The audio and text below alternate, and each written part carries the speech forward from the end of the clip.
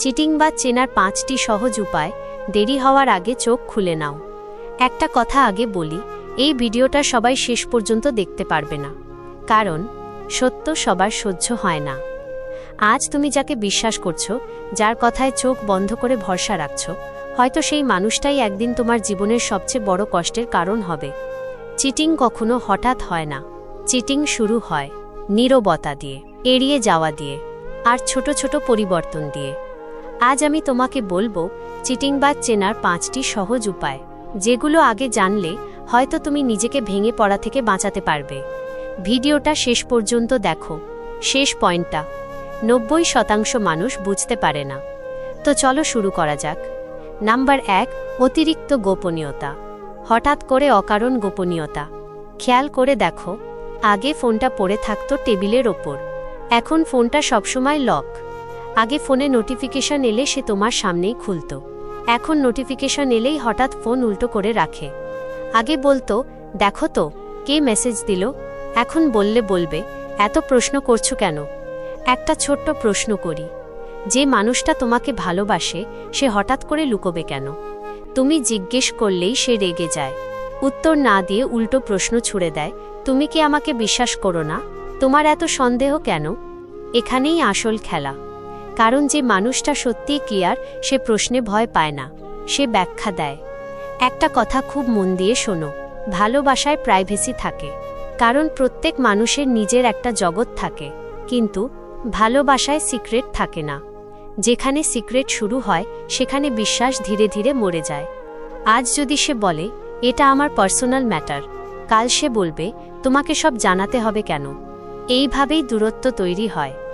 আর সবচেয়ে ভয়ঙ্কর বিষয় জানো, এই গোপনীয়তা একদিনে আসে না, এটা ধীরে ধীরে বাড়ে। প্রথমে ফোন লক, তারপর চ্যাট লুকানো, তারপর কল হিস্ট্রি ডিলেট, আর শেষে তোমার সামনে কথা বলার সময়ও সাবধান। গোপনীয়তা যখন হঠাৎ বেড়ে যায়, তখন বুঝে নিও সেখানে সাধারণত আর একটা মানুষ ঢুকে পড়ে, আর সেই মানুষটা তুমি নও। এই লক্ষণটা ছোট মনে করো না, কারণ বেশিরভাগ চিটিং এখান থেকেই শুরু হয়। নাম্বার 2, আচরণে হঠাৎ পরিবর্তন, ব্যবহারে হঠাৎ বদল। খেয়াল করে দেখো, যে মানুষটা একসময় তোমার একটা এইসব বুঝে যেত, আজ সে তোমার কথায় বিরক্ত হয়ে ওঠে। আগে তুমি চুপ করে থাকলেও সে বুঝে যেত কিছু হয়েছে, বলো। এখন তুমি কথা বলতে গেলেই বলবে, এখন না, পরে কথা বলবো, আমার মাথা ঠিক নেই। আগে তোমার দিনটা কেমন গেল সেটা জানার আগ্রহ ছিল তার, আর আজ সে নিজের দিন শেষ করে তোমার দিনটার খোঁজই নেয় না। আগে ঝগড়া হলে সে মিটিয়ে নিতে চাইতো, কথা বলতো, বোঝাতে চাইতো। আজ ঝগড়া হলেই সে নীরব হয়ে যায় বা দূরে সরে যায়। একটা প্রশ্ন করি, যে মানুষটা তোমাকে হারাতে ভয় পায়, সে কি কখনো এত সহজে দূরে সরে যায়? কারণ কি জানো, তার মনটা আর এক জায়গায় নেই। চিটিংবাজ মানুষ একসাথে 2 জায়গায় অভিনয় করে, এক জায়গায় ভালোবাসার অভিনয়, আর এক জায়গায় নতুন আকর্ষণের অভিনয়। এই অভিনয় করতে করতে তার আচরণে ভুল ধরা পড়ে। কখনো সে খুব ভালো, হঠাৎ খুব যত্নশীল, আবার হঠাৎই অযথা রাগ, বিরক্তি, ঠান্ডা ব্যবহার। এই ওঠানামা কোনো স্বাভাবিক বিষয় না, এটাই আসল সিগন্যাল। মনে রেখো, ভালোবাসা কখনো কনফিউজড হয় না, ভালোবাসা কখনো এমন আচরণ বদলায় না। এই আচরণের পরিবর্তন, এই হট অ্যান্ড কোল্ড ব্যবহার, এই অকারণ দূরত্ব, এগুলোই সবচেয়ে বড় রেড ফ্ল্যাগ। এটা অবহেলা করো না, কারণ বেশিরভাগ মানুষ এই জায়গাতেই ভুল করে। নাম্বার 3, অকারণে দোষ চাপানো, নিজের দোষ ঢাকতে তোমাকেই দোষী বানানো। তুমি খুব সাধারণ একটা প্রশ্ন করলে, আজ এত দেরি কেন, এই নাম্বারটা কে? এই প্রশ্নগুলো স্বাভাবিক, ভালোবাসায় প্রশ্ন থাকা অন্যায় না, কিন্তু সে কি করে জানো? সে প্রশ্নের উত্তর দেয় না, সে উল্টো রেগে যায়। সে বলে, তুমি খুব সন্দেহ করো, তোমার জন্যই সম্পর্কটা নষ্ট হচ্ছে, তোমার মাথায় সবসময় নেগেটিভ চিন্তা। খেয়াল করেছো, সে নিজের কাজ নিয়ে কথা না বলে তোমার চরিত্র নিয়ে কথা তোলে। এটাই চিটিংবাজ মানুষের সবচেয়ে পুরনো কৌশল, কারণ যে মানুষটা দোষী সে সত্যের মুখোমুখি হতে ভয় পায়, তাই সে আক্রমণ করে।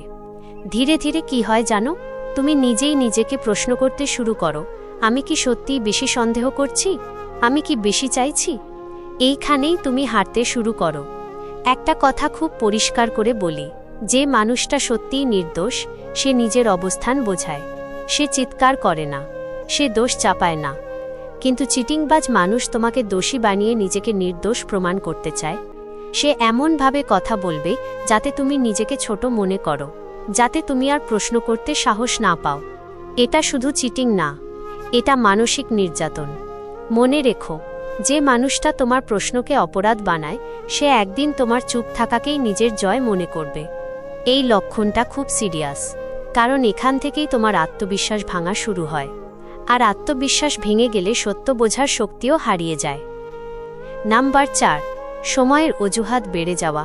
সবসময় সময় নেই, হঠাৎ করে কাজের চাপ, বন্ধুদের সাথে বেরোতে হবে, একটু স্পেস দরকার, এই কথাগুলো বেড়ে যায়। কিন্তু মজার বিষয় কি জানো, তার কাছে অন্যদের জন্য সময় আছে, শুধু তোমার জন্য নেই। সত্যি ভালোবাসা সময় বের করে, আর চিটিংবাজ মানুষ অজুহাত তৈরি করে। মনে রেখো, সময় না দেওয়া মানেই ভালোবাসা কমে যাওয়া। নাম্বার 5, তোমার ফিলিংসকে ছোট করা। আর সবচেয়ে ভয়ঙ্কর লক্ষণ, তোমার অনুভূতিকে তুচ্ছ করা। তুমি কষ্ট পেলে বললে, তুমি বেশি ভাবছ, এত সেন্সিটিভ কেন, তোমার মাথায় সমস্যা আছে। এই কথাগুলো শুধু কষ্ট দেয় না, এই কথাগুলো তোমাকে ভেঙে দেয়। এটা শুধু চিটিং না, এটা ইমোশনাল অ্যাবিউজ। যে মানুষটা সত্যিই তোমাকে ভালোবাসে সে কখনো তোমার কষ্ট নিয়ে হাসে না। যে মানুষটা তোমার কান্নাকে নাটক বলে সে কখনো তোমার সুখের কারণ হতে পারে না। প্রিয় বন্ধুরা, একটা কথা খুব পরিষ্কার করে বলি, ভিডিওটা কারো বিরুদ্ধে নয়, ভিডিওটা তোমাকে ভাঙার জন্য না, ভিডিওটা তোমাকে বাঁচানোর জন্য। এই 5টা লক্ষণ মানেই সবাই চিটিংবাজ, এটা সত্যি না। কিন্তু যখন একসাথে 3-4টা লক্ষণ একই মানুষের মধ্যে দেখা যায়, তখন আর চোখ বন্ধ করে বিশ্বাস করা বুদ্ধিমানের কাজ না। ভালোবাসা অন্ধ হতে পারে, কিন্তু আত্মসম্মান অন্ধ হওয়া উচিত না। অনেক মানুষ ভালোবাসার নামে নিজেকে ছোট করে ফেলে, অবহেলা সহ্য করে, অপমান সহ্য করে, কারণ তারা ভাবে একদিন ঠিক হয়ে যাবে।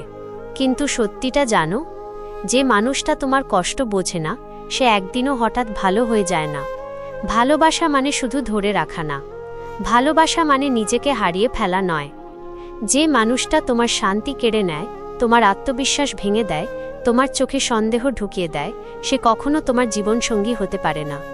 একটা কথা মনে রেখো, তুমি কাউকে বদলাতে পারবে না যদি সে নিজে বদলাতে না চায়। কিন্তু তুমি নিজেকে বাঁচাতে পারো, নিজের সম্মান বাঁচাতে পারো, নিজের মানসিক শান্তি বাঁচাতে পারো। ভালোবাসার নাম করে নিজেকে আর ভাঙো না। যে মানুষটা তোমার কষ্টকে গুরুত্ব দেয়, তোমার প্রশ্নকে সম্মান করে, তোমার উপস্থিতিকে মূল্য দেয়, সেই মানুষটাই তোমার প্রাপ্য। আজ যদি এই ভিডিওটা তোমার চোখ খুলে দিয়ে থাকে, তাহলে এটুকুই বলবো, নিজেকে ভালোবাসো, নিজেকে সম্মান করো, আর অন্ধ হয়ে কাউকে বিশ্বাস করো না। তোমার জীবন, তোমার সম্মান, এই দুটোই অমূল্য। ভিডিওটা যদি তোমার চোখ খুলে দিয়ে থাকে, তাহলে একটা লাইক করো, এমন একজনের সাথে শেয়ার করো, আর কমেন্টে লেখো, আমি আর অন্ধ হয়ে ভালোবাসবো না। চ্যানেল সাবস্ক্রাইব করো, কারণ এখানে ভালোবাসার নামে মিথ্যে নয়, শুধু সত্য বলা হয়। ভালো থাকবে, সুস্থ থাকবে, দেখা হবে পরের ভিডিওতে। ধন্যবাদ।